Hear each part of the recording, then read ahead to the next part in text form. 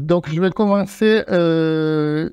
Donc, ce que je voudrais montrer dans cette présentation, c'est les fonctionnements un peu cachés ces outils, en particulier, bon, la plupart d'entre nous connaissent très bien ChatGPT désormais. Donc, il y a trois sujets que j'ai visés dans cette présentation. C'est d'abord d'essayer d'expliquer comment ChatGPT fonctionne.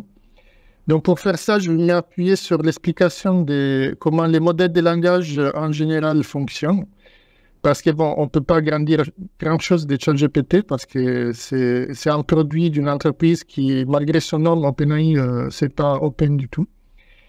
Le deuxième sujet que je voudrais aborder, c'est de savoir si un texte a été écrit ou généré par une intelligence artificielle, et c'est possible. Parce que de la réponse à cette question, ça dépend aussi une réponse à la doute qu'on peut avoir au niveau pédagogique.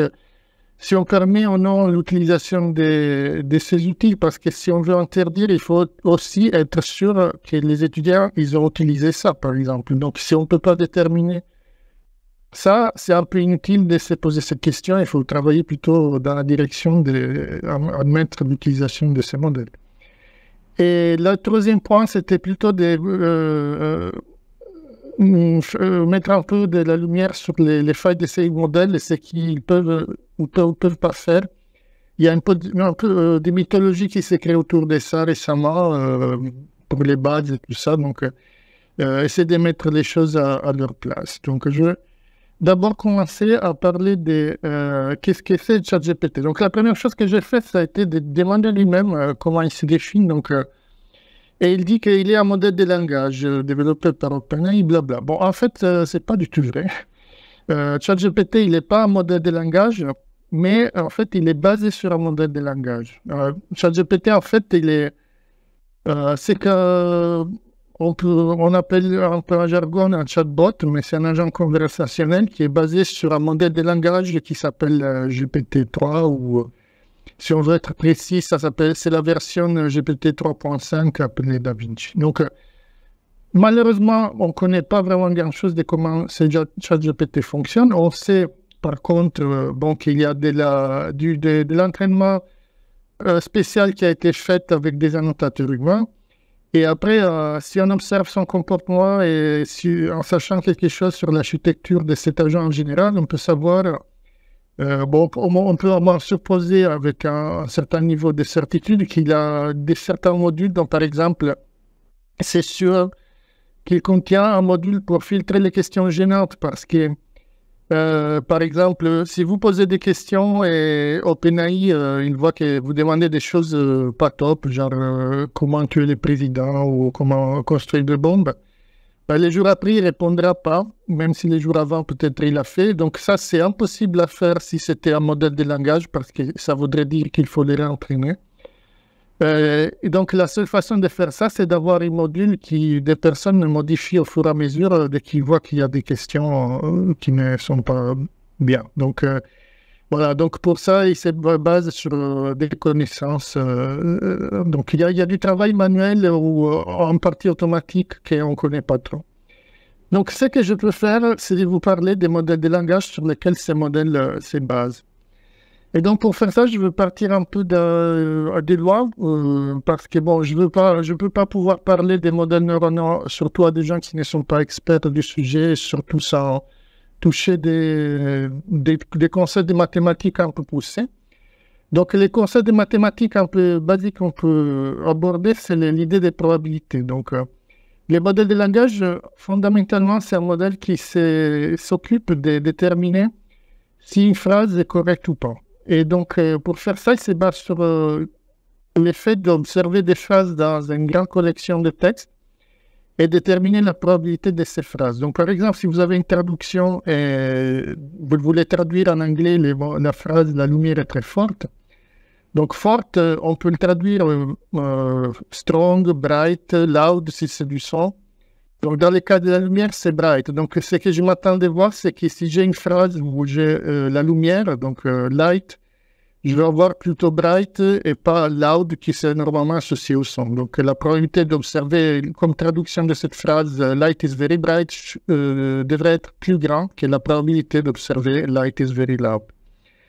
Ou des autres problèmes comme l'orthographie. Donc si je dis j'arrive dans 5 minutes, ça devrait être plus fréquent dans un corpus que voir la phrase j'arrive dans 5 minutes. Voilà.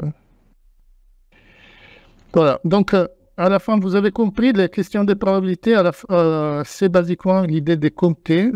Donc, il faut compter combien de fois on va observer la phrase dans un corpus. Et donc, la probabilité, en fait, on l'obtient en divisant ce comptage par le nombre de documents ou de textes qu'il y a dans le corpus. Donc, plus le corpus est grand, plus cette estimation est correcte. Donc, est-ce que ça s'est résolu? Non, mais... En fait, il y a des problèmes. Donc là, par exemple, si je cherche dans Google la phrase David boit un verre d'eau, donc vous pouvez noter que j'ai mis David sans E, mon prénom en italien, c'est avec E. Donc je me suis dit, bon, en français, ça sera encore plus rare, mais est-ce que vraiment personne dans le monde n'a jamais écrit cette phrase ou cette phrase, ça n'a jamais été prononcée? Pourquoi j'ai zéro compte pour une phrase qui, théoriquement, elle est tout à fait correcte?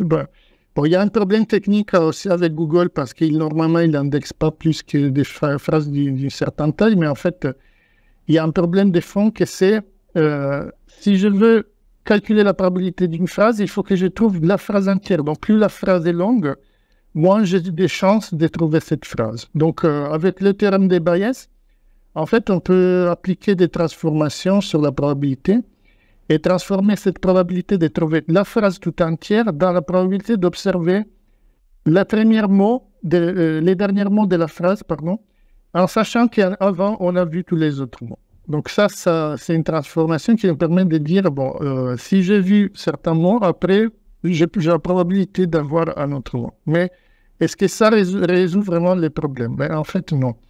Parce que si je veux calculer la probabilité d'observer, par exemple, les mots O après la phrase « je bois un verre d'eau », mais je dois aussi observer cette phrase avant. Donc, plus la phrase est longue, plus je vais avoir aussi besoin de compter cette phrase-là. Donc, les problèmes, ils restent là.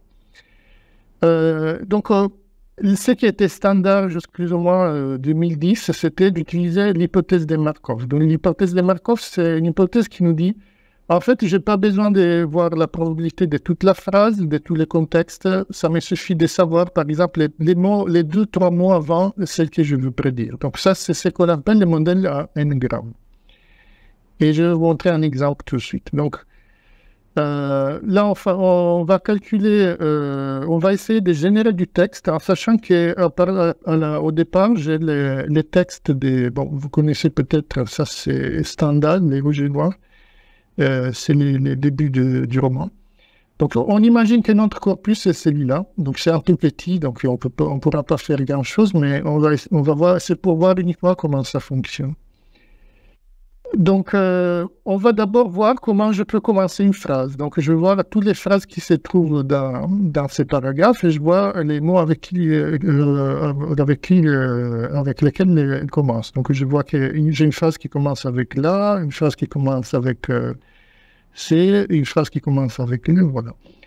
Donc, j'ai 6 façons différentes de commencer la phrase. Donc, ça veut dire que c'est un peu comme tirer un dé. Donc, si ça, c'est mon corpus et je veux commencer à générer une phrase, en fait, dans mes probabilités, j'ai 1/6 de probabilité de commencer avec un de ces mots.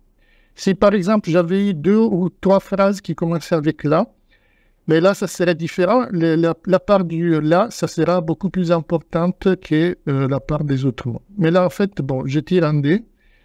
Donc, en plus, c'est 6 options, donc c'est exactement comme si je tirais un dé. Donc, j'ai là, et donc je commence ma phrase par là. Donc, comment je vais poursuivre? Bon, on va voir quels sont les mots possibles en sachant que le premier mot est là. Donc, là, je vois que dans les textes, j'ai la possibilité de suivre avec petite, Franche-Comté, montagne. Donc, je fais le même procédé. Je tire un dé, dans ce cas-là, sur 3 faces, théoriquement. Et donc, ça tombe sur la montagne. Donc, je continue. Et donc, j'ai plusieurs possibilités. Donc, par exemple, si j'ai la montagne, qu'est-ce que je peux mettre après? Donc, je peux mettre, après montagne, je peux mettre une virgule. Donc, je peux mettre une virgule. Après une virgule, je peux mettre et. Donc, voilà, j'ai continué à tirer un dé sur toutes les possibilités. Et alors, ce qui arrive, c'est que si vous regardez les mots 2 à 2, c'est la taille de notre modèle, ça a du sens. Donc la montagne est qui se jeter, jeter dans le mouvement. Mais si vous regardez la phrase complète, évidemment, ça n'a pas du sens parce que j'ai pas une conception de probabilité à niveau global. Voilà, donc avec ces modèles, il y a des problèmes. Donc, quelle est la probabilité d'un mot qui est inconnu? Donc, si je n'ai pas encore un mot dans le corpus, je ne peux pas l'utiliser basiquement parce que je n'ai pas une probabilité pour lui. Et donc, du coup, ça veut dire aussi qu'il y a beaucoup plus d'énigrammes possibles de ce que je peux voir dans les corpus. Et aussi, bon, il y a les problèmes que je viens de dire. C'est-à-dire, je ne peux pas modéliser les probabilités, la dépendance qu'il y a entre mots qui se trouvent très loin d'un autre mot. Et donc, c'est là qu'ils sont arrivés, les modèles à réseau neuronal, qui ont en fait résolu la plupart de ces problèmes. Parce que, en fait, ce qui fait un modèle neuronal, donc vous les voyez ici dans cette partie-là, donc, la phrase, elle est traitée d'une façon un peu différente. Donc, on a ce qu'on appelle des word embeddings, soit des représentations vectorielles des mots, qui, c'est un peu compliqué à expliquer, mais bon, elles sont entraînées en même temps que les réseaux, et à la fin, vous arrivez à un point où les embeddings des mots qui sont similaires, ils vont se rassembler. Donc, ce qui permet d'avoir un embedding aussi d'un mot inconnu. Et aussi, avec la tokenisation des mots, en fait, on n'utilise pas un mot entier, mais on le découpe de façon que j'ai toujours un de ces morceaux dans mon vocabulaire. Et donc, dans les vocabulaires, j'ai les tokens. Donc, à la fin, ce qui fait cette modèle neuronal, c'est d'avoir les contextes et il essaie de prévoir les mots suivants. Et donc, à partir de la phrase, il construit une représentation vectorielle en sortie d'un premier réseau de neurones. Donc, cette représentation vectorielle, elle va être donnée en entrée à un deuxième neurone qui fait de la classification. Cette classification, en fait, ça donne des scores sur tous les possibles mots du vocabulaire. Et donc, ces scores-là, ils sont transformés avec une opération qu'on appelle le softmax dans des probabilités. Et donc, cette probabilité, en fait, ça va nous donner les probabilités de mettre un certain mot après les morceaux de phrases qu'on a donnés en entrée au modèle. Et donc ça, en fait, c'est ce qui font les modèles de génération de langage. Ils produisent des probabilités de cette façon-là. Donc, pour voir un exemple avec les modèles GPT-3, donc ça, c'est les Playground GPT qui, en fait, c'est les modèles sous-jacents des ChatGPT, mais sans toute l'interface que vous pouvez avoir des ChatGPT. Donc, alors, je ne sais pas si vous les voyez assez bien. Donc, par exemple, j'ai mis le début de la phrase de Rouge et Noir, donc la petite ville de, je demande de compléter. Ben alors, il me complète avec une ville. Donc, vous voyez, là, je demandais de me donner la probabilité. C'est quand même très peu probable. Mais bon, on a eu de la mauvaise chance avec les dés. On est tombé sur un concept sur un mot très peu probable. Mais si je donne du contexte, donc par exemple, je dis que c'est une phrase du roman Les Rouges et Noirs. Donc, je demande maintenant de compléter. Donc, et voilà. Donc, il les trouve verrières, donc avec une probabilité plutôt élevée, donc 95% de probabilité. Donc, l'effet d'avoir écrit ce contexte-là, il a déjà modifié les probabilités pour que cette complétion-là, ça correspond en fait au contexte que j'ai donné en entrée. Donc, si je change, par exemple, j'ai mis autre chose, j'ai mis les Misérables. Donc, il me parle de quelle ville, on va voir tout de suite. Peut-être quelqu'un d'entre vous va savoir, mais bon, il me parlait de Montreuil-sur-Mer. Donc là, vous voyez, même 98% de probabilité de commencer avec Montreuil. La deuxième plus probable, vous voyez, très loin, c'était Digne, bon, je vois Digne. Voilà. Donc, vous voyez qu'à la fin, à la base, ce qu'il fait les modèles, c'est toujours ça. On obtient une probabilité et on complète en fonction du contexte. Donc, qu'est-ce qui se passe, par exemple, si j'ai... Non, alors ça, c'était toujours la même chose. OK. Pardon, je me suis trompé avec les boutons.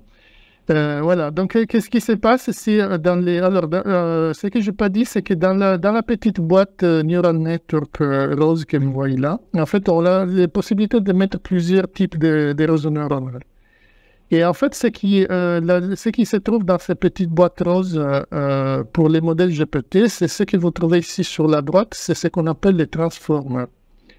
Donc, ce transformer, il n'est pas unique à GPT, vous les trouvez aussi dans des autres modèles dont vous avez peut-être entendu parler, comme BERT, XLM, Llama.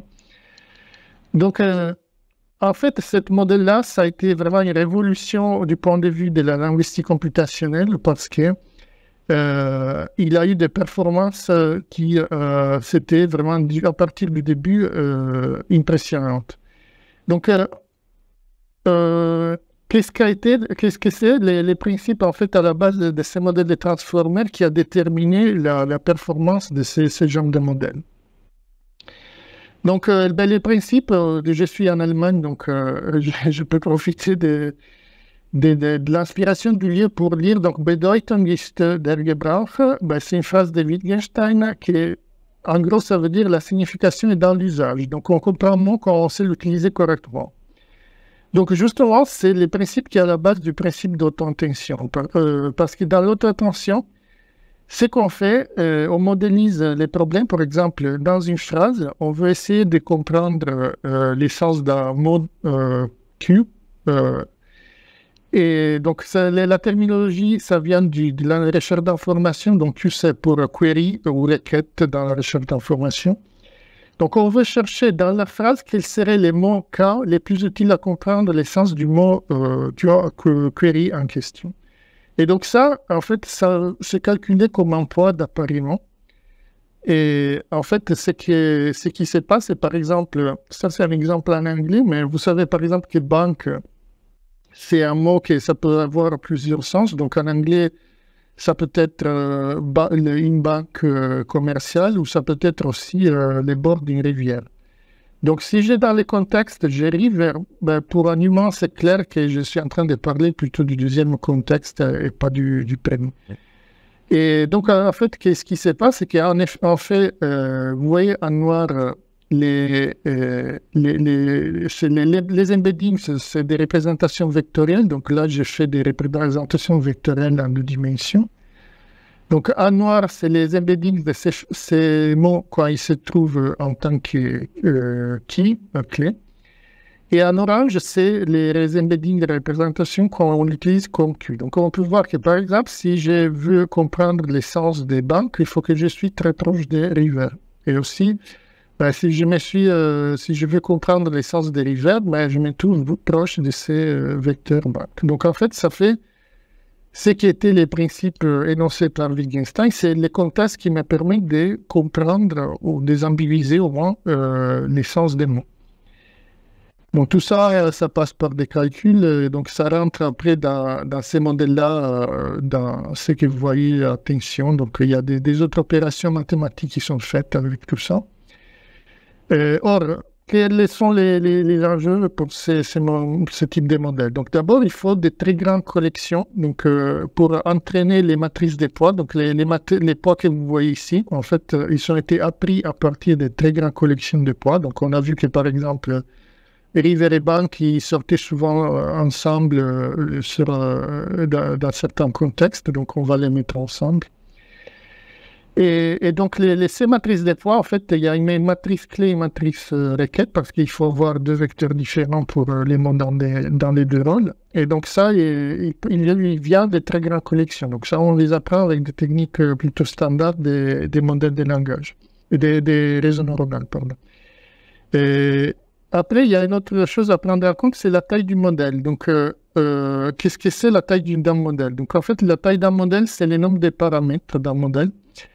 Donc, plus les modèles est gourmand, plus les modèles ont des paramètres, plus il est gourmand à niveau des ressources. Donc, ce qui explique aussi l'exigence à niveau technique pour entraîner ce type de modèle.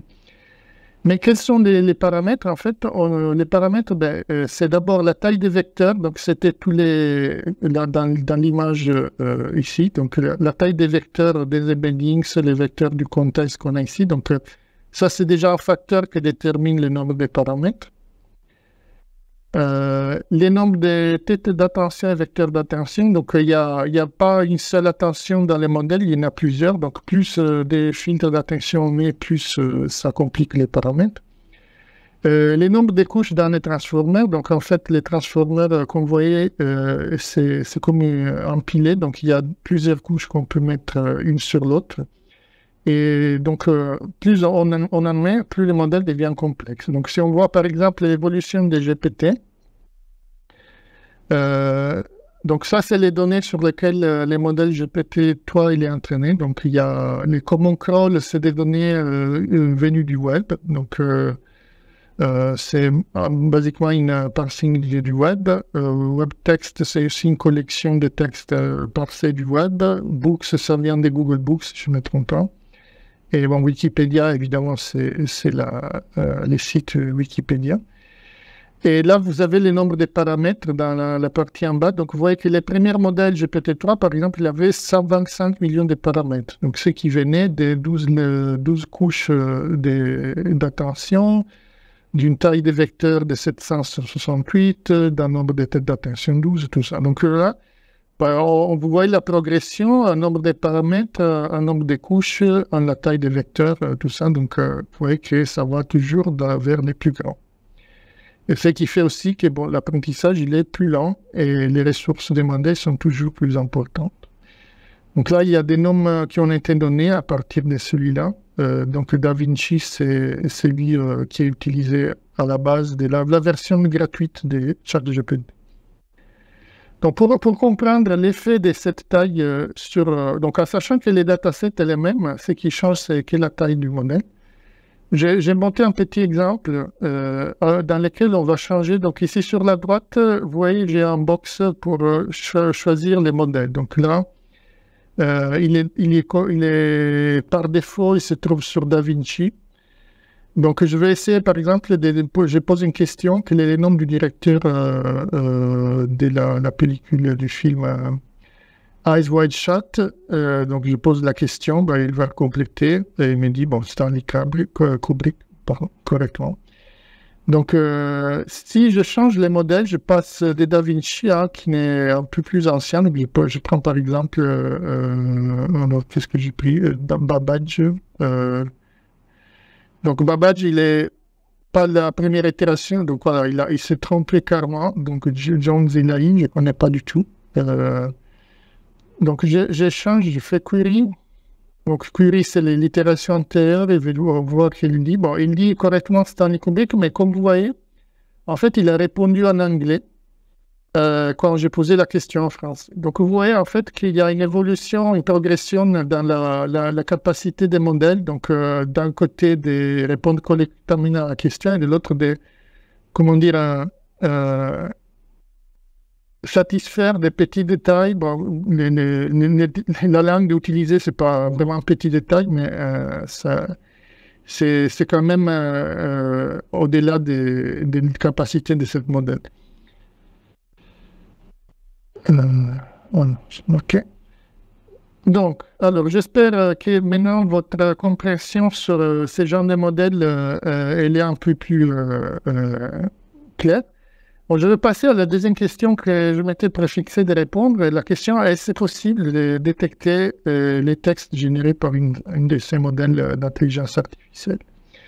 Alors, je vais commencer avec une expérience. Alors, je vous montre cette question qui a été prise dans un dataset qu'un de mes collègues de l'IRIT de Toulouse a fait. Ça a été il y a 2 semaines, donc c'est assez récent. Donc, il y a des questions qui ont été prises d'une base de données, des questions techniques et des réponses. Donc, la réponse, ça peut être générée par une ChatGPT ou par un humain. Donc, Là, par exemple, vous dites quoi? C'est généré par une humain ou par les chats GPT? Hein? Ah, peut-être je ne peux pas vous entendre. Bon, je vais voir la salle. Levez la main si vous pensez que c'est un humain. Alors, il y a un qui lève la main. Donc, la plupart, je crois qu'ils ont raison parce que, bon, ça, effectivement, ça vient des chats GPT. Donc, ça, même question et avec une autre réponse, est-ce que ça vient d'une IA, d'un humain? Donc, si quelqu'un pense que c'est un humain, lève la main. Ok, bon, je vois plusieurs mois et ben, effectivement, la salle ne se laisse pas tromper. C'est effectivement un humain. Alors, deuxième expérience, bon, on va voir cette question-là. Donc, quelle entreprise produit des meilleurs processeurs à une démantèle? Même question, si vous pensez que c'est un humain, vous levez la main.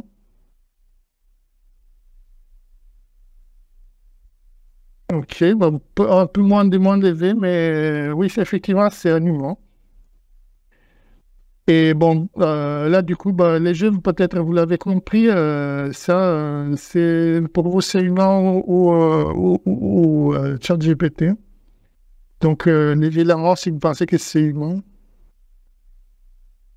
oui, bah, vous avez compris, je pense. Donc, voilà, effectivement, c'était ChatGPT. Donc, là, bon, c'est le mauvais d'être à distance, je ne peux pas interagir directement avec vous, mais bon, je pense que vous avez capté plusieurs choses. Donc, par exemple, il y a une certaine différence de style.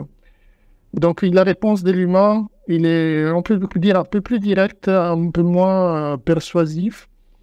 Dans ces cas-là, là, par exemple, on a des humains, ils utilisent des choses, genre, moi, je suis un fanboy. J'ai été sur donc ça donne l'impression vraiment de quelqu'un qui a eu l'expérience, quoi. Les textes produits par ChatGPT, ben, on peut dire c'est plus structuré et plus persuasif. Et en fait, bon, c'est des choses qu'on peut examiner. Donc, on a vu effectivement que dans ChatGPT, il répond avec un ton courtois, il est poli, il a une structure régulière, il n'utilise pas des jeux. Et la syntaxe en général, elle est correcte, vous ne trouvez pas beaucoup d'erreurs. Par contre, il ne fait pas des références, et il utilise bien les adverbes, donc il y a toujours des choses. Donc voilà, bon, on peut détecter si quelqu'un utilisait ChatGPT, non? Mais en fait, quelqu'un, il a soumis un des tools qui détecte si les textes sont générés ou pas, il a soumis les textes de la Constitution des États-Unis. Donc, peut-être je me trompe, mais je ne pense pas qu'en 1776, il y avait ChatGPT dans la zone. Donc, je crois que les détecteurs, ils se trompaient là. Donc, il y a pas mal, par ailleurs, d'outils de détection qui ont été suggérés. Donc, on a 0GPT, Detect GPT, GPT-0. Bon, pas beaucoup de fantaisie, d'imagination dans les noms. En plus, OpenAI a mis à disposition un AI Text Classifier, mais il y a un gros warning. Donc, il dit, nous, on a évalué notre classificateur, mais en fait, il y a des erreurs. Donc, si vous l'utilisez, vous ne pouvez pas vraiment être sûr du résultat. Donc, en fait, pourquoi ces modèles ne fonctionnent pas très bien? La question elle est vite répondue. Donc, en fait, par exemple, ça, c'est un modèle de visualisation des probabilités qui s'appelle le Giant Language Test Room. Donc, l'idée de ce modèle, c'est que vous copiez-collez un texte et il va vous montrer les probabilités des mots, un peu comme dans l'outil que j'étais en train d'utiliser tout à l'heure. Et donc, vous voyez ici, tout est en vert. Donc, ça veut dire qu'en fait, tous ces mots-là, ils sont très probables. Donc, ils sont dans les premières 10 choix du modèle de langage. Donc, en fait, on peut dire avec un certain niveau de certitude que ce texte-là, il a été généré par un modèle de langage. Donc, si on prend par ailleurs un texte qui vient qu'est-ce que c'est ça? C'est les Quichotte, donc c'est Cervantes. Mais vous voyez, il y a des mots qui sont en rouge ou en violette. Donc, rouge en violette, ça veut dire que c'est des mots qui ne sont pas très probables. Donc, c'est dans les premières 100 ou au-delà des dans les premières 1000 ou au-delà des 1000 premiers choix du modèle. Donc, s'il y a peu de probabilités, ça veut dire que probablement il n'a pas été généré par un modèle de langage. Donc, la plupart de ces modèles, ils se basent sur ce principe. Donc, si les probabilités des mots qui sont dans les textes, ça suivrait les probabilités qu'un modèle ferait. Donc, ça pose des problèmes parce que pour faire ça, il faut d'abord savoir quel est le modèle utilisé, ce qui n'est pas tout à fait facile à faire a posteriori. Donc, il faut savoir, ça a été GPT-2, GPT-3, parce que les probabilités d'un modèle à l'autre, ils changent. Mais il faut que la sortie ne doit pas être altérée. Donc, vous connaissez les étudiants, ils ne vont pas copier-coller la sortie de ChatGPT, ils vont peut-être prendre un morceau et l'intégrer dans un travail. Donc, ça va vite pour faire que ces détecteurs ne marchent pas. Les modèles aussi ne doivent pas être fine-tunés, donc ça c'est pour les plus hackers. Ça veut dire que je donne à un modèle des textes additionnels et il va corriger en fait ses probabilités en fonction des textes que je lui donnais en plus. Et donc finalement, il y a aussi un article récent qui a été publié, ou peut-être il est sur Archive, je ne me souviens plus, mais bon, ils ont prouvé mathématiquement qu'il y a une impossibilité théorique à prédire si les textes est généré ou pas. Donc même avec les meilleurs modèles possibles, les résultats, c'est vraiment pas discernable d'un classeur aléatoire. Donc, basiquement, là, c'est un jeton et dire oui ou non. Pile ou face. Voilà. Voilà, donc je vais finir sur la troisième question. Donc, comme vous avez vu, il y a de l'aléa, donc il y a des tirages de dés, des probabilités, des choses qui ne sont pas très précises. Donc, comme je génère en utilisant de l'aléatoriété, de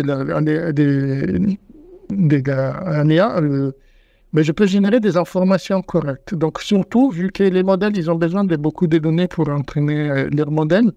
Si je n'ai pas assez de données sur certaines entités qui sont rares ou inconnues, mais les modèles, il va se tromper parce qu'il n'y a pas assez d'informations. Donc, par exemple, moi, je ne suis pas très connu, donc il n'y a pas un embedding pour moi en tant que personne. Donc, un modèle, il va couper, par exemple, mon nom de famille, il va les couper en bus Caldi. Alors, pour s'amuser, bus, bon, vous le connaissez, c'est un bus. Caldi, en italien, ça veut dire chaud. Donc, je ne sais pas si ça veut dire que mon embedding, ça paraîtrait un bus qui est réchauffé, je ne sais pas.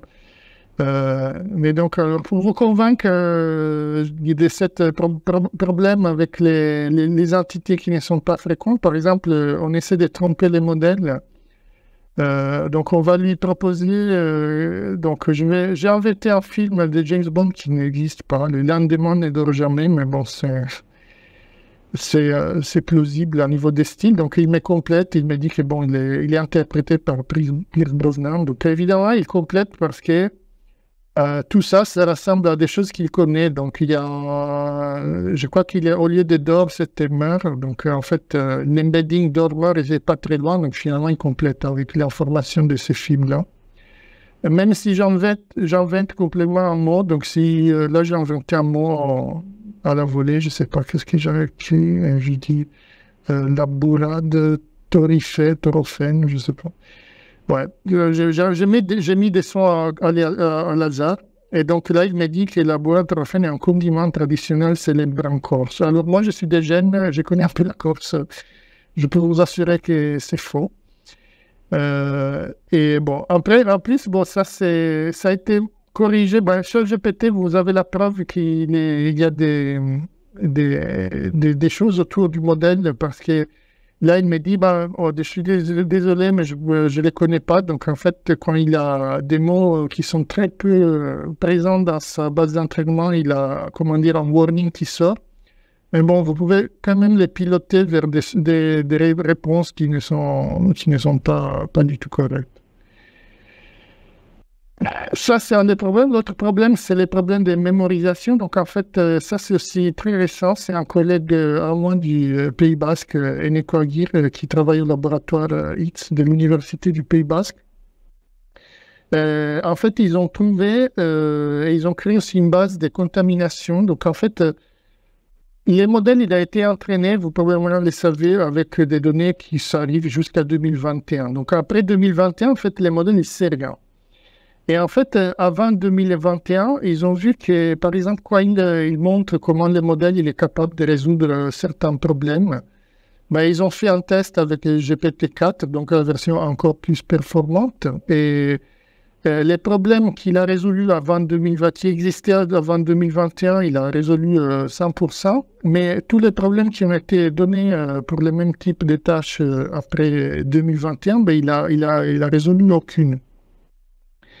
Donc, cette idée qu'ils raisonnent, qu'ils ont de l'intelligence, bon, c'est un peu exagéré.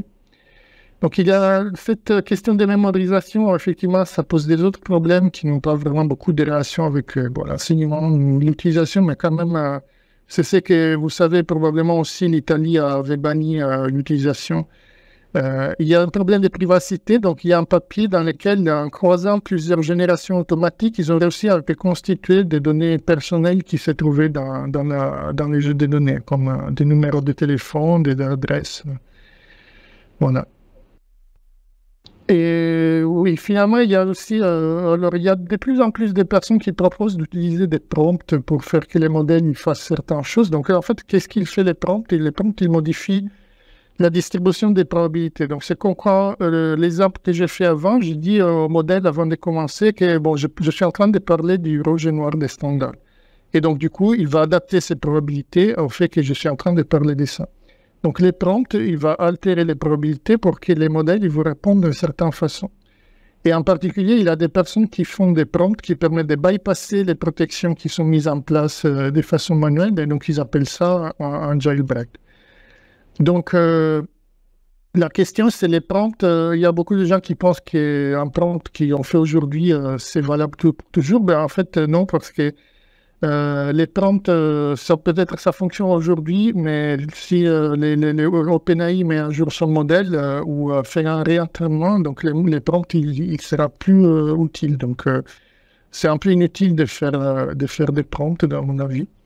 Et il faut savoir aussi que ChatGPT a un pré-prompt que c'est un espèce de secret d'entreprise, mais en fait, si vous interrogez les modèles d'une façon un peu particulière, vous allez découvrir qu'il y a des choses qu'on ne voit pas. Donc, par exemple, si je lui demande de répéter la dernière phrase qu'il a écrite, et j'étais en train de commencer, j'avais rien fait avant, donc il me dit current date. Donc ça, effectivement, ça montre qu'il y a quelque chose avant dont on ne sait rien parce qu'on peut prendre que ça. Voilà, donc pour conclure cette présentation, bon, les modèles de langage, bon, ils sont en train d'évoluer d'une façon vraiment exponentielle. Donc on a la taille qui augmente, les types de modèles qui augmentent. Donc je n'ai pas eu le temps de parler, mais il y a des petites différences de comment les modèles sont entraînés. Donc il y a je ne sais pas toujours prédire les mots suivants. Parfois, c'est prédire des trous ou avoir une phrase qui n'est pas correcte et de la corriger. Voilà. Donc, les modèles ils sont toujours plus grands, ils se complexifient. Et c'est vrai que donc j'ai un collègue à moi, Thierry Poirbeau, du Lattice, qui a dit qu'en fait, les données ils sont ce qu'ils sont. On peut pas plus faire, on peut plus augmenter les données plus que ça. Bon, je ne suis pas complètement d'accord parce que je pense aussi qu'on produit, chaque jour, on produit de plus en plus de données. Et peut-être on est dans une phase où les intelligences artificielles vont commencer à apprendre sur les textes générés d'eux-mêmes. Donc, je ne sais pas qu'est-ce que ça pourrait donner. Mais de toute façon, à la fin du discours, je pense que c'est évident que vu aussi les problèmes de détection, il faut apprendre à faire avec. Donc, c'est comme quand Google a été introduit, Google a changé un peu notre façon de chercher les informations. Les modèles de traduction, ils ont été introduits, et ils n'ont pas éliminé les traducteurs professionnels, mais ils ont changé la façon de travailler peut-être. Donc, c'est aussi à nous de changer la façon de travailler. Et donc, ça, c'est un peu mon point de vue sur... J'aurais pas la possibilité, malheureusement, à cause de mon vol, d'annuler, de participer, mais un peu mon vue sur la question des cours. Bon, il faut pas interdire, comme je disais, c'est pas possible de savoir si quelqu'un l'a utilisé ou pas. Ce que je pense, c'est qu'il faut accompagner les étudiants. J'ai vu des étudiants qui utilisent ChatGPT. Je pense que les laisser tout seul avec ça, c'est une mauvaise chose parce que, bon, on a vu qu'il peut produire des mauvais résultats. Et moi-même, j'ai vu dans des choses que j'ai données en cours, des réponses des programmes qui ont été donnés, mais qui ne correspondaient pas du tout à l'énoncé. Donc, les étudiants, ils s'est plantés parce qu'ils demandaient des corrections et évidemment, l'outil ne pouvait pas lui donner ça. Et voilà, donc il faut apprendre à l'utiliser de façon constructive. Et bon, vous allez en discuter malheureusement dans les ateliers sans moi. Ce que je peux me suggérer, c'est de vous donner cette Frequently Asked Question de l'Université de Neuchâtel. Donc il y a une liste plutôt intéressante des idées sur l'utilisation dans les cours de ces modèles de langage. Voilà, donc je crois que j'ai 5 minutes de temps pour répondre à vos questions. Bon, je vous laisse avec une petite blague que j'ai trouvée sur Internet, évidemment. Mais voilà, j'ai conclu.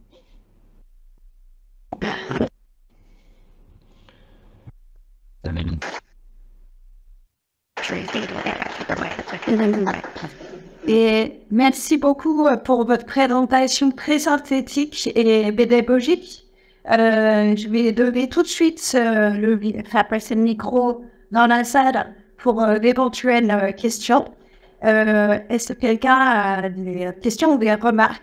Les personnes en ligne peuvent aussi lever le doigt et on leur permettra bien entendu d'intervenir. Oui, merci beaucoup. Si j'ai bien compris, les prédictions sont au niveau local, c'est-à-dire d'un mot vers un autre, d'une phrase vers une autre. Et du coup, est-ce qu'on ne peut pas détecter des problèmes de cohérence dans un texte complet? Puisque, si j'ai bien compris, on ne va pas avoir une prédiction avec le texte vers une fin de texte.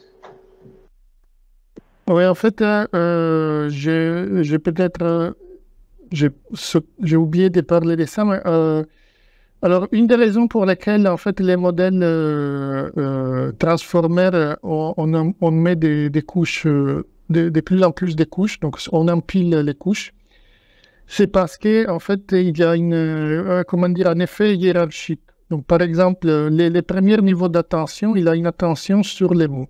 Donc il y a effectivement qu'est-ce que ça veut dire un mot pour les mots voisins. Si on monte, en fait, c'est à chaque cran qu'on monte, donc si on empile de plus en plus des modèles, cette attention, en fait, elle va se distribuer, par exemple, sur des groupes de mots, après sur des phrases, après sur des paragraphes, et après, bon, ça dépend de la taille du modèle, ça peut arriver jusqu'au mot document entier.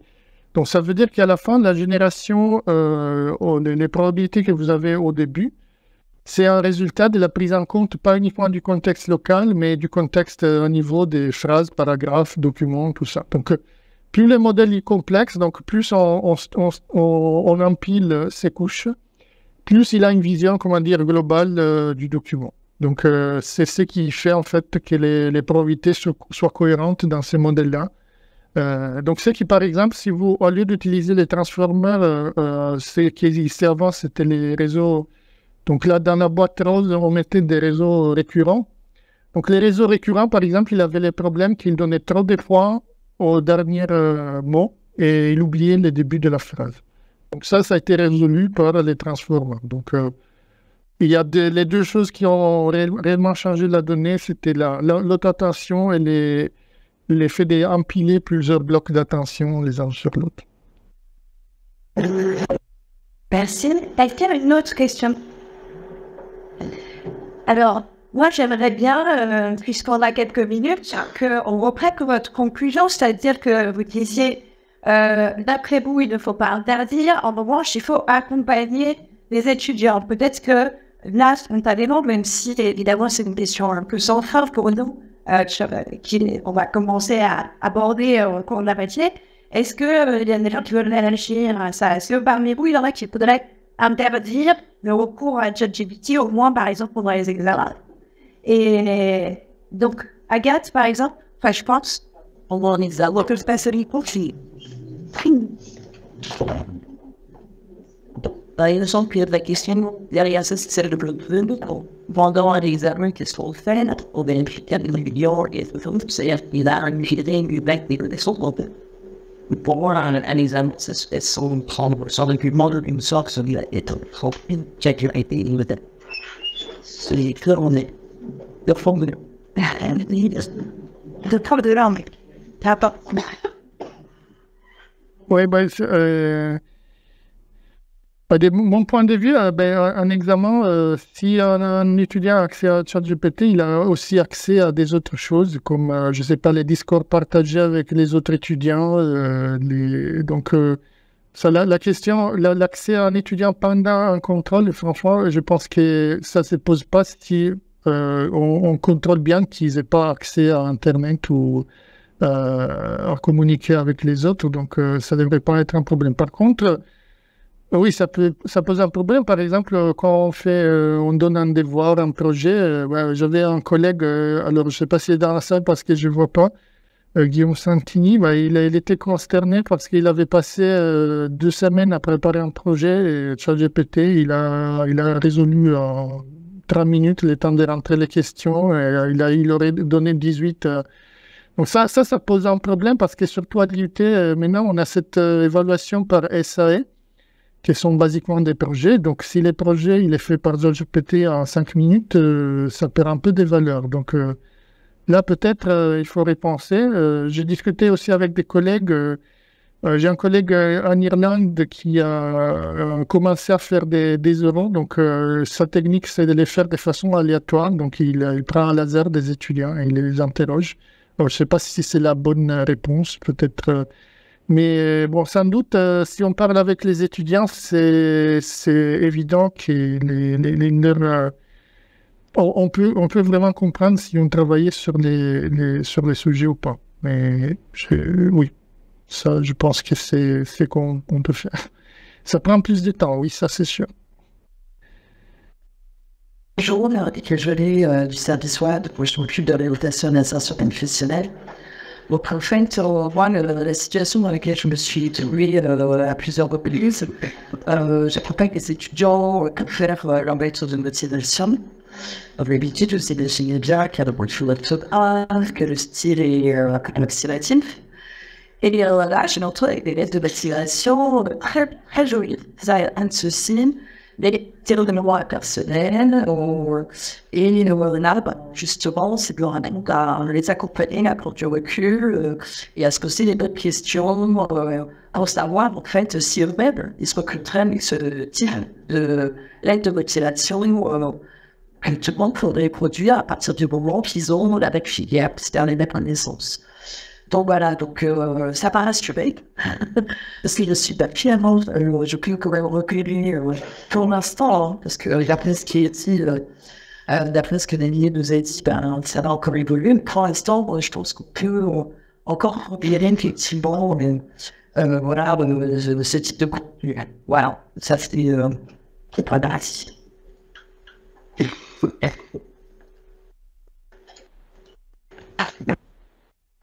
Oui, pour ceux qui regardent les lettres, alors je pense que, alors ça c'est aussi un problème que j'ai vu au niveau académique. Il y a une conférence très importante en machine learning qui avait interdit l'utilisation de ChatGPT.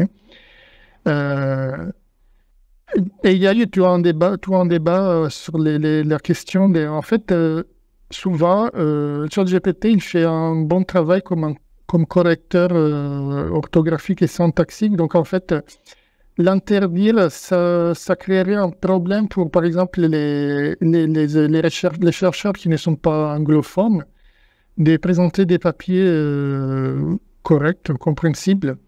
Et il y a un collègue à moi, à l'IRIT, Guillaume Cabanac, en fait, qui a fait des analyses sur les corpus de données académiques.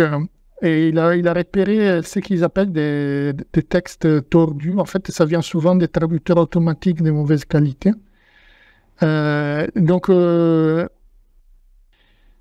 Avec ces outils, en fait, on pourrait permettre à des gens qui ont pas la maîtrise complète du langage, de la langue, d'écrire des textes correctement. Donc, dans le cas des de préparer un dossier de lettres de motivation. En effet, ça pourrait être un outil positif qui permet aux étudiants d'écrire une lettre d'une façon meilleure. Par contre, effectivement, comme on a vu, la structure ChatGPT, c'est plutôt standard. À la fin, c'est un peu anodine aussi. Donc, voilà. Donc, justement, comme vous disiez, accompagner les étudiants à mieux travailler sur ces aspects. Donc, utiliser l'outil uniquement pour avoir, par exemple, une meilleure syntaxe, mais en introduisant des choses plus personnelles, ça peut être positif. De toute façon, je crois que ça, moi je les vois aussi dans ces débats les gens se posaient, est-ce que finalement ce n'est pas en fait un Grammarly, un correcteur un peu plus avancé et pas vraiment un outil de triche donc je crois que les débats ils restent ouverts parce que quand même il produit des contenus, c'est pas uniquement une correction, mais je pense qu'il y a la distinction pratique entre les deux outils, c'est vraiment fine, parce que les correcteurs grammaticaux, ils se basent sur le même principe, le fond.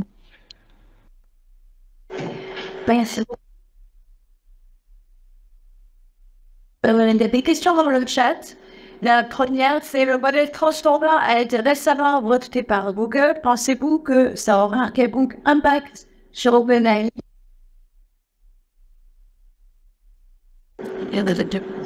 Le modèle Transformer, c'est un peu standard. Donc, en fait, n'importe qui, théoriquement, il pourrait faire son modèle de langage, son chatbot. Le seul problème, je pense, c'est comment dire, les obstacles techniques. Nous, par exemple, si on veut, au labo, si on veut créer un modèle de ce style-là, il faut prendre un rendez-vous sur Gency, le superordinateur Janzé, et l'occuper pendant quelques mois. Ce qui comporte aussi... il y a beaucoup de... Donc, ça, c'est la raison pour laquelle ces modèles, en fait, ils sont faits surtout par des grandes entreprises comme Facebook, Google. C'est parce qu'ils ont des ressources techniques basiquement illimitées. Et en fait, ça c'est le gros problème, c'est que c'est pas ouvert la façon dont ils entraînent, quelles données ils utilisent, en fait. Oui, donc ça, il y a de la réglementation que je sais, à un niveau d'UE, c'est en train d'être travaillé, de faire comme des fiches produits pour ce genre d'outils dans lesquels ils expliquent en détail ce qu'ils ont fait pour construire tout ça. Merci. Et vous avez la question de l'intelligibilité juste après pour pouvoir vous laisser partir. Et encore une autre question, c'est l'inquiétude sur la possibilité d'utiliser ChatGPT comme juge de paix ou bien vérificateur quand on a un doute sur une information. Est-ce que ça ne risque pas de nous faire reproduire des erreurs indéfiniment à l'infini? Oui, en fait, bon, ChatGPT en soi, vous avez vu, c'est un outil.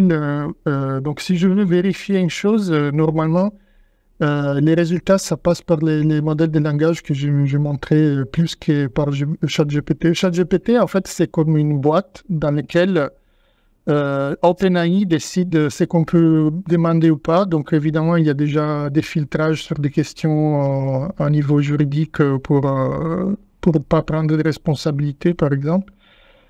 Et comme Google aussi, Google, il ne vous donne pas tous les résultats, il vous filtre, il vous cache des résultats qui ne respectent pas certaines règles, tout ça. Donc, OpenAI fait la même chose, il y a une boîte autour du modèle comme ça. Donc, les modèles en soi-même, il n'y a pas de conception de vérité. Donc, s'il y a une vérification à faire, c'est faite plutôt par les extracts que OpenAI est en train de mettre autour des modèles. Donc, je pense qu'il faudrait bien penser avant d'utiliser ces outils pour des tâches de ce type-là. Donc, ce que vous dites sur l'usage pour les tâches spécifiques, ça répond aussi peut-être en partie à l'ultime question sur la possibilité d'utiliser l'IA pour aider des personnes atteintes de BIS, atteintes de troubles dyspraxie, dysorthographie, dyscalculie, etc. Dans ces cas-là, oui, ça peut aider. Les problèmes, justement, c'est que comme on ne peut pas savoir si on fait est correct ou pas en utilisant uniquement les modèles de langage, il faut des outils accessoires au-delà du modèle de langage. Bien. Écoutez, l'idée du dit un grand merci et pour ce niveau.